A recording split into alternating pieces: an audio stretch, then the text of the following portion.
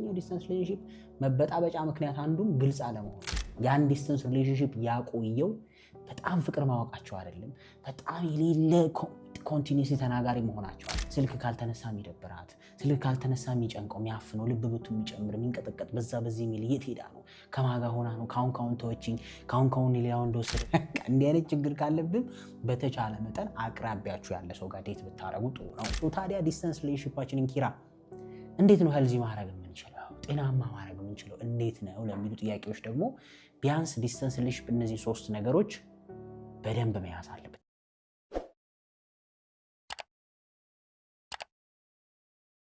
በእኔ አመለካከት በፍጹም ለዲስታንስ ሪሌሽንሺፕ የማይሆኑ ሰዎች አሉ። ይሄን ማመን አለባችሁ ማለት ምናልባት ያ ሰው መጥፎ ሰው ነው ወይ ላይሆን ይችላል ክፋት ኖሮት ነው ወይ ላይሆን ይችላል ግን ከባህሪ አንፃር ማለት ነው ዲስታንስ ሪሌሽንሺፕ እውነት ለመናገር በራሱ ከባድ ነው። ምክንያቱም ዘፋኙ ምንድነው የሚለው ከአይኔ ራቀ ከልብ ይርቃል መረሳሳትንም ያመጣሉ ያ ልክ እንደዛው ሰዎች ከአጠገባችን ሲርቁ በበቂ ማናገኛቸው ከሆነ በበቂ አቴንሽን ኢነፍ ማናገኝ ከሆነ ክፍተት መፈጠሩ የማይቀር ይሄንን በዚህ ምክንያት ዲስታንስ ሪሌሽንሺፕ ለአንዳንድ ሰዎች አይሆንም ያልኩት። ዲስታንስ ሪሌሽንሺፕ ላይ በነገራችን ላይ ፍቅር ትርጉሙ ራሱ እኮ ይቀየራል። ዲስታንስ ሪሌሽንሺፕ ላይ ዋናው ፍቅር መነሻው እምነት አይደል ተስፋ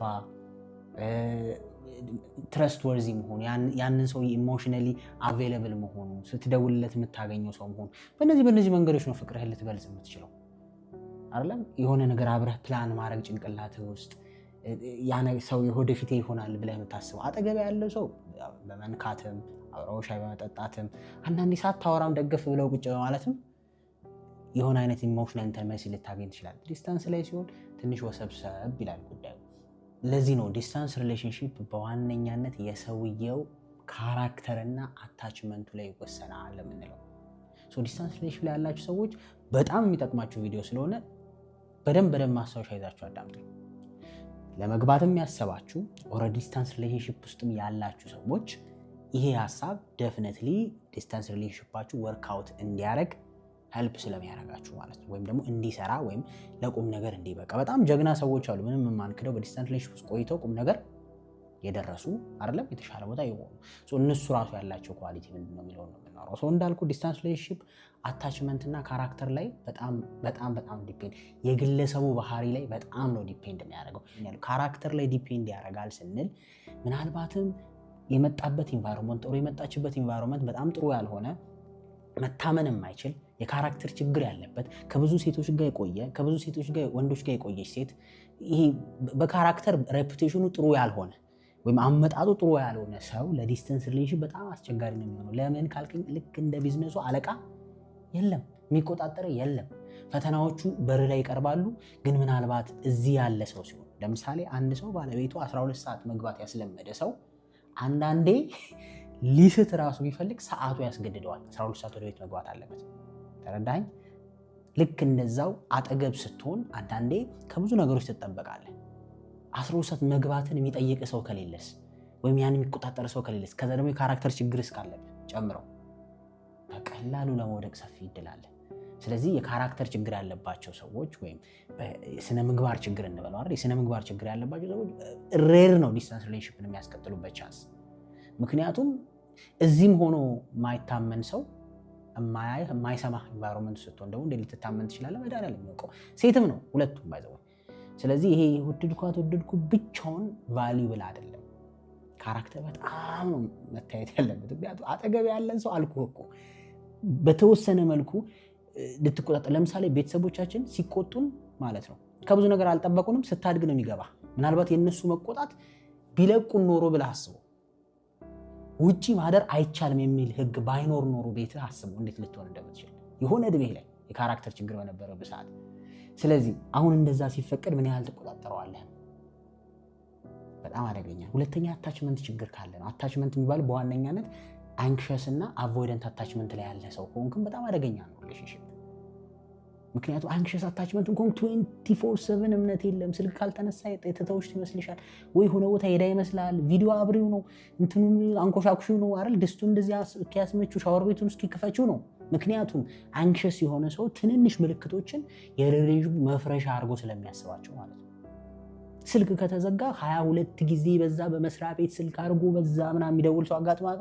በአክስት ልጅ ያኔ ስደውልልኝ የዛሬ 15 ቀን ሚስኮል አድርገ ነበር በዚህ ስልክ በዋትስአፕ ገብቶ በምናምን ይሄ የማይችል ሰው አለ። ገባህልም? በቃ መቋቋም የማይችል ትዕግስት የሌለው ሰው አለ። ሞሮፍ አንክሽስ አታችመንት ያለው ሰው ጤነኛ ሰው ያሸሻል። እንደዚህ አይነት ሰው ምን ይሆናል? ቁጥጥር ስለሚሆንበት ለዛኛው ሰው ይጨንቃላ፣ ያፍናል።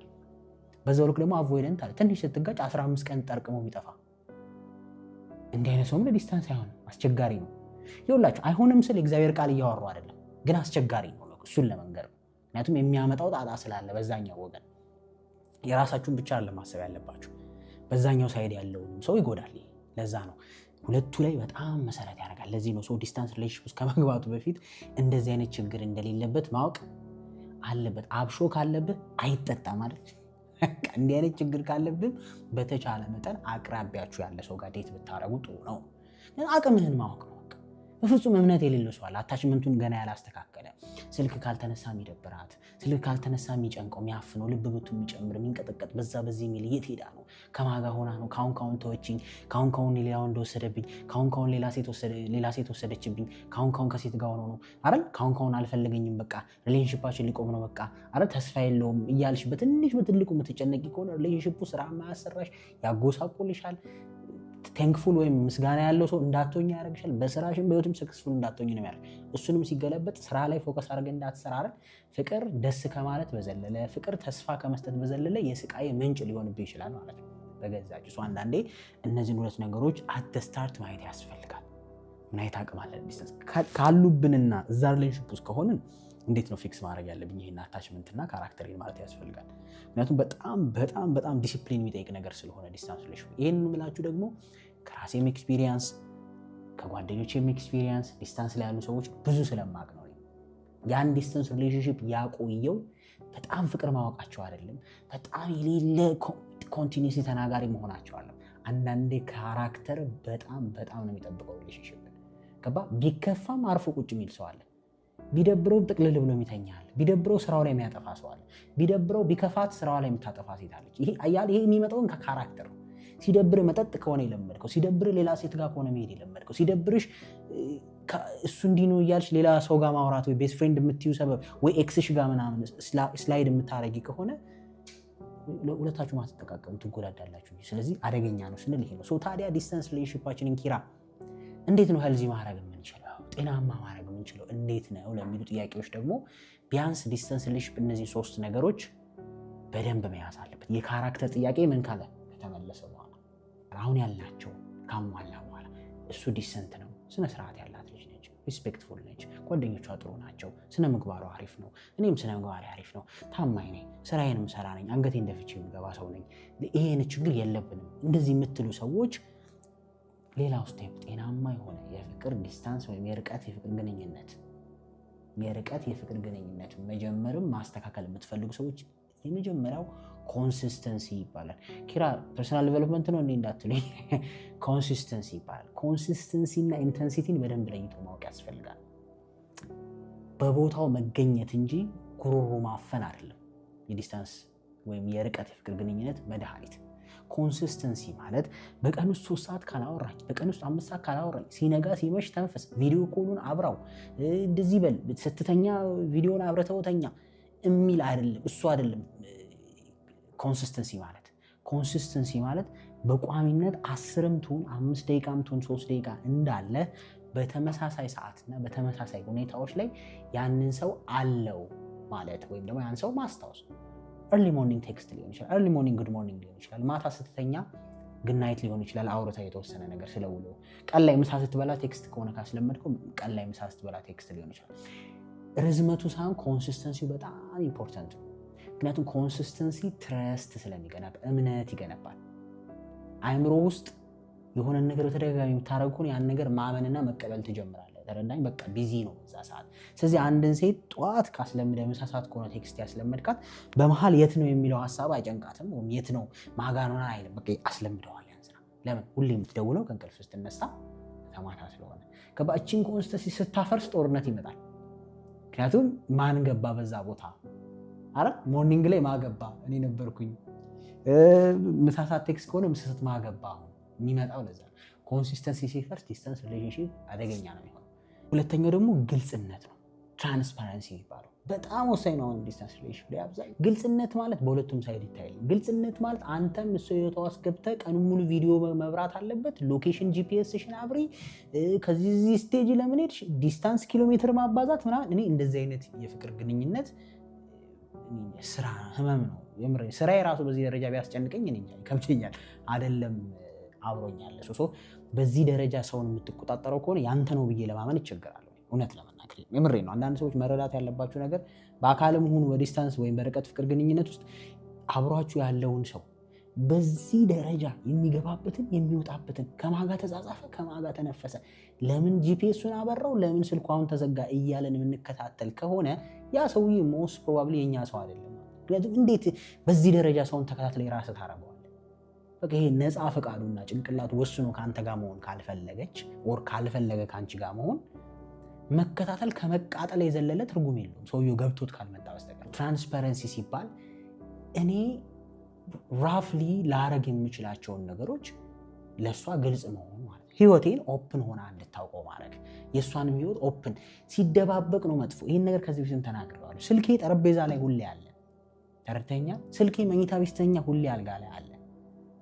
ስልኬን ባለቤቴ ወይም አብራኝ ያለች ሰው አንስታ ልትጠቀሙ ስትል ከደነገጥኩኝ ነው ችግር አለ ማለት። ግን ነሰሰርሊ ያ ማለት ኤቭሪዴይ ስወጣ ስገባ ስልኬን መንካት መብት አላት ማለት አይደለም። ተረታችሁኛል? አሁን በግልጽነት ውስጥ ያለ መብት ወይም በግዴታ ውስጥ ያለ መብት ነው የሚባለው አይደል ነው። ግን እኔ የባለቤቴን ስልክ ወይም የፍቅረኛዬን ስልክ 10 አልነካም። ግን ስልክ ለመደወል ብፈልግ ስትደነግጥ ካየዋት፣ ልትሸፋፍነው ስትሞክር ካየዋት የሆነ ነገር አለ ማለት ነው። ግልጽነትም እንደዛ ዲስታንስ ሪሌሽንሺፕ ውስጥ በቃ የምትደብቀው ነገር መሆን የለበትም። እስኪ ደውልኝ ቪዲዮ ስለ አሁን አልችልም ምናምን ከሆነ ኦፍኮርስ ያ ሰው ይጠራጠራል። ገባህ? ግን ደግሞ ሁሌ ቪዲዮ ማውራት አለብን ማለት ግን አይደለም። ሰዎች የጨነቃቸው ሰዎች ስለኛ ግልጽ ያልሆነላቸው ሰዎች ስለኛ የተጠራጠሩት ነገር ካለ ግልጽ ማድረግ። ሶስተኛው እና በጣም ኢምፖርታንቱ ቃል መግባት ሳይሆን ፕሮግረስ ወይም ደግሞ ጉዞ ያስፈልጋል። ዲስታንስ ሪሌሽንሺፕ ላይ በጣም ፕሮግረስ ወሳኝ ነው። ፕሮግረስ ማለት ምን ማለት ነው ከተባለ እድገት፣ ለውጥ፣ ተስፋ ማለት ነው። መቼ ነው ቀጣይ የምንገናኘው? ተስፋ ውስጥ መኖር አለበት፣ ኮንቨርሴሽን ውስጥ መኖር አለበት። ተረዳኝ? ፕላን ማድረግ ፊውቸርን አንድ ላይ ፋይናንሻል ስታተስን ፕላን ማድረግ ሊሆን ይችላል። መቼ ነው ይሄ ዲስታንስ የሚጠበውና ወደ አንድ ላይ የምንመጣው? ይህም ፕላን ውስጥ መግባት ያለበት ነገር ነው። ዲስታንስ ሪሌሽንሺፕ ውስጥ ዝም ብሎ ማውራት፣ ከዛ ዝም ብሎ እየተገናኙ ነገር ቦታ እየሄዱ ለረፍት መጥቶ ምናምን እንደዛ የሚቀጥል ዲስታንስ ሪሌሽንሺፕ የትም አይደርስም። አክቹሊ ፕላንህ ውስጥ ኮንሲደር ሊኖር ይገባል። ምን አንድ ላይ የምትሆኑበት ጊዜ በቃ የዛሬ 2 ዓመት ከሆነ 2 ዓመት፣ የዛሬ 4 ዓመት ከሆነ የዛሬ 4 ዓመት አይደለም። አንድ ላይ የምትሆንበትን ጊዜ በደንብ አድርጎ ፕላን ማድረግ፣ እቅድ ማውጣት፣ ወደዛ መስራት ያስፈልጋል። እሱ ማለት ለውጥ ማለት ነው። ትላንት የዛሬ ዓመት ከተገናኛችሁበት ሪሌሽንሺፑ አንድ ስቴፕ ወደፊት መምጣት አለበት። አብረህ ያለው ሰው ኤኒታይም ዲሳይድ አድርጋ አብረህ ልትሆን ስለምትችል በዛ ደረጃ ላይ አይጫንህ ይችላል። የዲስታንስ ግን ዘኦንሊ ተስፋው ነገ ላይ ነው አይደል? ነገ ተገናኝተን፣ ነገ ቤተሰብ መስርተን፣ ነገ ይሄን ስራ ጀምረን፣ ነገ አንድ ላይ ሆነን፣ ነገ ምናምን እሱ ላይ ወሬ ብቻ ከሆነ እየሰለቸ ይላል። በተለይ ሴቶች ተስፋ ላይ በጣም ዲፔንድ የሚያደርጉ ሴቶች ናቸው። የእድሜ ጉዳይም ስለሚያሳስባቸው። ወንዶች ብዙ የእድሜ ጉዳይ ስለማያሳስብ ችግር የለም የሆነ ሰዓት ሄዳለሁ ብለህ ታምነው ይሆናል። ሴት ልጅ ግን የእድሜም ጉዳይ ስለሚያሳስባት ተስፋ ከሌለው ምናልባት ቀስ እያለች እሷ ወደሚያዋጣት ልትዞር ትችላለች። ረዳኝ ካልሆነ ደግሞ እንግዲህ ተጎድታ በገባት ሰዓት ልትጎዳ። ስለዚህ ማሳጠር ፕላን ማድረግ ያስፈልጋል።